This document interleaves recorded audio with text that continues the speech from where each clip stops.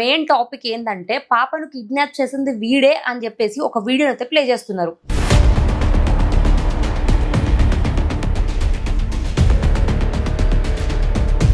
పాపను నిజంగా వాళ్ళ తండ్రి కిడ్నాప్ చేసిండా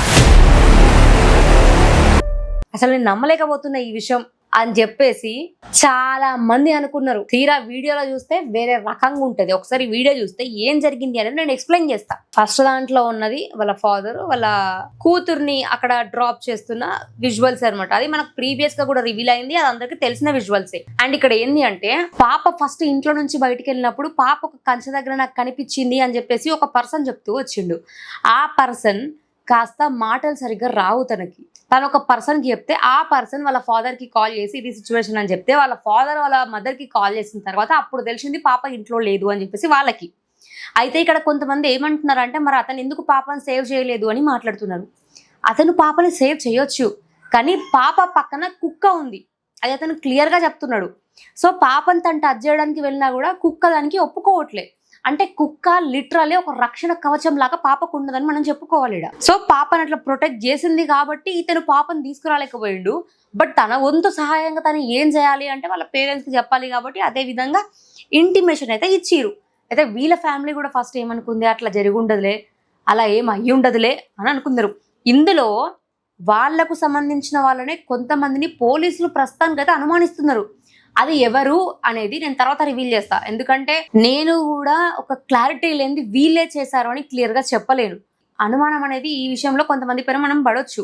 అది వాళ్ళ ఫ్యామిలీ మెంబర్సా, వాళ్ళ పక్కన ఉన్న వాళ్ళ, ఇంకెవరా అనేది సంబంధం లేదు. ఎందుకంటే ఈ రోజుల్లో మన అనుకున్న వాళ్ళని కూడా మనం నమ్మలేము, అలాంటి సిచ్యువేషన్స్ వచ్చినాయి.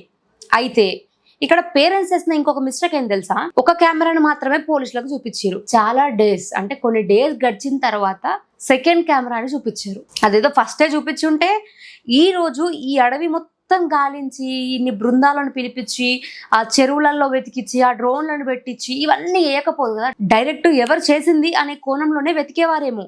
ఎవరు చేసిరు అని చెప్పి మొత్తం సీసీ కెమెరాలని చెక్ చేసేవాళ్ళేమో. కానీ ఇక్కడ ఒక్క దగ్గర డీలే అయింది. అంటే వాళ్ళ కెమెరా విషయం మర్చిపోవడం. ఇప్పుడు వాళ్ళని కూడా మనం తప్పు పట్టలేము. ఎందుకు అంటే అక్కడ వాళ్ళ పాప ఉంది కాబట్టి వాళ్ళు డిప్రెషన్ లోకి వెళ్ళిపోయినప్పుడు అసలు వాళ్ళకి ఏం చేస్తున్నాం ఏం చెప్తున్నాం అనేది కూడా వాళ్ళకి క్లియర్ గా లేదు. ఎంతసేపు ఉన్నా వాళ్ళ దృష్టి మొత్తం పాప మీదనే ఉంటది కాబట్టి వాళ్ళ దాన్ని మర్చిపోయి ఉంటారు. దాన్ని మనం తప్పు పట్టాల్సిన అవసరం లేదు. కాకపోతే నా ఇంటెన్షన్ ఏంటి అంటే ముందే చెప్పుంటే బాగుండేది కదా అనేది నా ఇంటెన్షన్. అండ్ ఇక్కడ ఇంకోటి చెప్తా, సీసీ కెమెరా గురించి మనం మాట్లాడుకుంటున్నాం. ఇప్పుడు పాయింట్ లోకి వస్తా. కిడ్నాప్ చేసింది వీళ్ళని చెప్పి ఫోటోలు పెట్టిరు.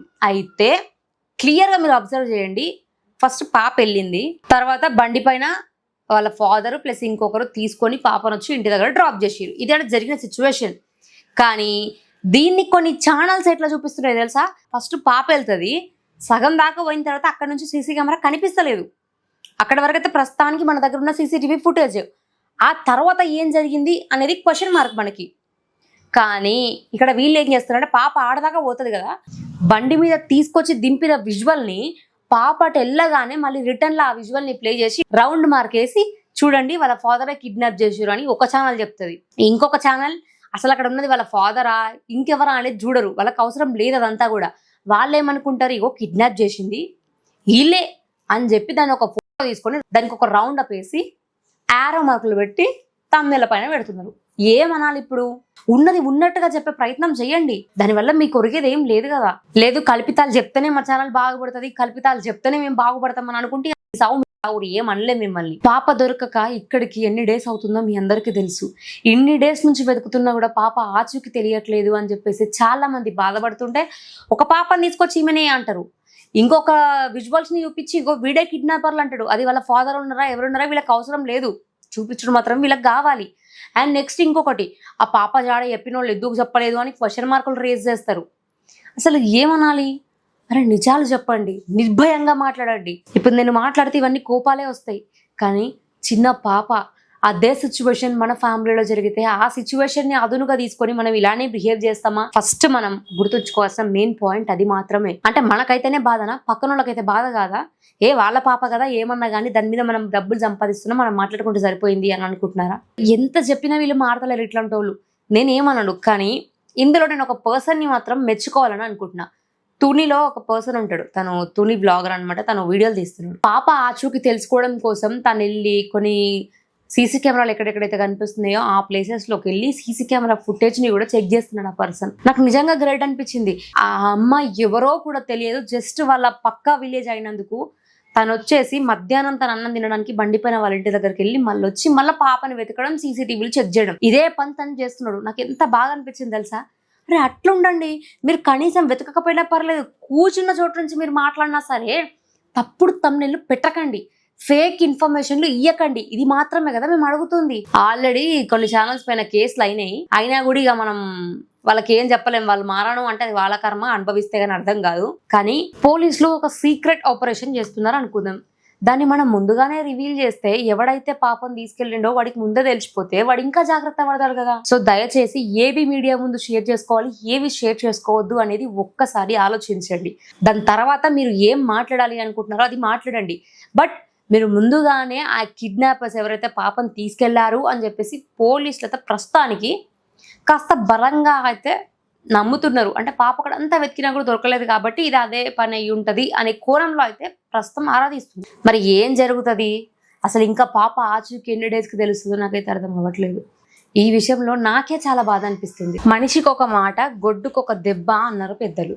అందులో కొంతమందికి కోపాలు కూడా వచ్చినాయి. దాని తర్వాత ఏం జరిగింది అంటే ఇంకా కొంతమంది కిడ్నాపర్స్ దొరికారు, వైష్ణవి దొరికేసింది, ఇంకా పాప వచ్చేసింది ఇంటికి తిరిగి, రేపు వచ్చేస్తుంది పాప తిరిగి, ఇలాంటి థంబ్నెయిల్స్ని చూసిన. అండ్ దాని నెక్స్ట్ కూడా ఇంకా కొంతమంది టైటిల్లోనేమో కొండ చిలువ పాపనేమైనా అనేటట్టు టైటిల్ పెట్టి ఓపెన్ చేస్తే థంబ్నెయిల్ పైన వేరేది ఉంటుంది, వీడియో లోపల వేరేది ఉంటుంది. అండ్ పెట్టిందే లైవ్లు, పెట్టిందే రిపీట్గా మళ్ళీ లాంగ్ వీడియోస్ని ఇన్ని పెడితే జనాలు ఆ వీడియోని కొత్త వీడియో అనుకోవాలా, లేకపోతే ఆల్రెడీ ఉన్న వీడియో అనుకోవాలా, ఆ ఇన్ఫర్మేషన్ మేము చూసినాం అనుకోవాలా, చూడలేదు అనుకోవాలా? ఇవన్నీ మాట్లాడితే మళ్ళీ కోపాలు వస్తాయి. 24/7 లైవ్లు పెడుతూనే ఉన్నారు. లిటరలీ ఒకసారి నాకు కూడా ఏమనిపించింది అంటే పాప దొరికేసిందేమో అని చెప్పేసి ఓపెన్ చేస్తే అందులో ఏముండదు, సేమ్ రిపీటెడ్ కాంటెంట్ ఉంటది. ఎవరో ఒక పాపని పట్టుకొచ్చి ఈ పాపనే వైష్ణవి అని స్ప్రెడ్ చేసి మరి అసలు పాప దొరికింది అన్నట్టు మాట్లాడితే నాకు మా ఫ్యామిలీ వాళ్ళు కాల్ చేసి పాప దొరికిందట కదా నిజమేనా అని అడుగుతున్నారు. ఆ పాప జ్ఞానేశ్వరి కాదు, ఆ పాప వేరే పాప. ఆ పాపని తీసుకొచ్చి ఇగో ఇలా చేశారు అంటే ఇలా ఎందుకు చేశారు అసలు అనే క్వశ్చన్ మార్క్ని వాళ్ళు రేజ్ చేసారు. ఛానల్ పైన పీపుల్కి ట్రస్ట్ ఉండాలి, ఆ ట్రస్ట్ని మనం క్రియేట్ చేసుకోవాలి, కానీ అది పోగొట్టుకునేలా మాత్రం ఎప్పుడూ చేసుకోవద్దు. అండ్ ఇప్పుడు ఇంకొక గుడ్ న్యూస్ ఏంటంటే ఎవరైతే మీరు కొంతమంది ఛానల్స్ అనుకుంటున్నారు కదా ఎప్పుడు ఈ ఫేక్ థంబ్నెయిల్స్ పెట్టి పాప దొరికేసిందని అవని ఇవని పెట్టే కొన్ని ఛానల్స్ పైన కేసు నమోదైతే అవుతుంది అని చెప్పేసి ఇన్ఫర్మేషన్ వచ్చింది. ఇది చెప్పింది ఎవరో గారు డైరెక్ట్ గా పోలీస్ డిపార్ట్మెంట్ నుంచే ఛానల్స్ పైన యాక్షన్ తీసుకుంటామని చెప్పారు. ఎందుకంటే ఇందులో పాప ఇష్యూ సెన్సిటివ్ టాపిక్ కాబట్టి పవన్ కళ్యాణ్ గారు కూడా దీనిపైన స్పందించి తొందరగా చూడండి, ఎంక్వైరీ ఇంకా ఫాస్ట్ గా చేసే ప్రయత్నాలు చేయండి అని చెప్తుంటే ఇలా చేసిరు. మరి ఇంత పెద్ద టాపిక్ ని అడ్డం పెట్టుకొని ఛానల్ పైన వ్యూవర్షిప్ నో లేకపోతే ఇంకేదో సంపాదించాలని అనుకుంటే ఎవరైనా చూస్తూ ఎందుకు ఊరుకుంటారు? డెఫినెట్ గా యాక్షన్ తీసుకోవాలి అనుకుంటున్నారు, యాక్షన్ తీసుకుంటున్నారు. పాప దొరికే వరకు కూడా మనందరం వీలైతే మన వంతు సహాయంగా పాప దొరకడం కోసం వీడియోలు చేయండి, ఫేక్ ఇన్ఫర్మేషన్ ఇవ్వకండి. మీరు నిజంగా అలానే ఇవ్వాలనుకుంటే వీడియోలు బంద్ చేసి ఇంట్లో కూర్చోండి, సంతోషంగా ఫీల్ అవుతాం. వాళ్ళ ఫ్యామిలీ వాళ్ళే కొంతమంది చెప్తున్నారు కొన్ని ఛానల్స్ ఫేక్ థంబ్నెయిల్ పెడుతున్నాయి, వాళ్ళు మాకు దొరికితే మాత్రం అప్పుడు సెకండరీ ఏం చేస్తామా అనేది అన్న వర్షన్ లో మాట్లాడుతున్నారు. అది వీళ్ళకి అర్థం కాదు, ఇక మాట్లాడితే ఇట్లా మాట్లాడతారు. ప్రస్తుతానికైతే ఆ సీసీటీవీ ఫుటేజ్లో చూస్తుంటే కుక్క ఒంటరిగా తిరిగింది ఒకటి కనిపిస్తుంది, కాకపోతే అక్కడ 2 కుక్కలు ఉన్నాయని ఇంకా కొంతమంది మాట్లాడుతున్నారు. ఏదేమైనా సరే మీకు తెలిస్తే మాట్లాడండి, లేకపోతే లేదు. ఇది నా అనుమానం మాత్రమే అని క్లియర్గా చెప్పండి. అంతే తప్ప ఎవరైతే ఇలా చేశారో వాళ్ళు తప్పించుకునేలాగా మాత్రం మీ న్యూస్లో ఉండకూడదు. ఇది ఒక్కటి మనం మైండ్లో పెట్టుకొని ఎండ్ ఆఫ్ ది డేకి మనందరం కూడా పాప రావాలి, సేఫ్గా ఇంటికి చేరాలి అని ఆలోచిస్తున్నాం.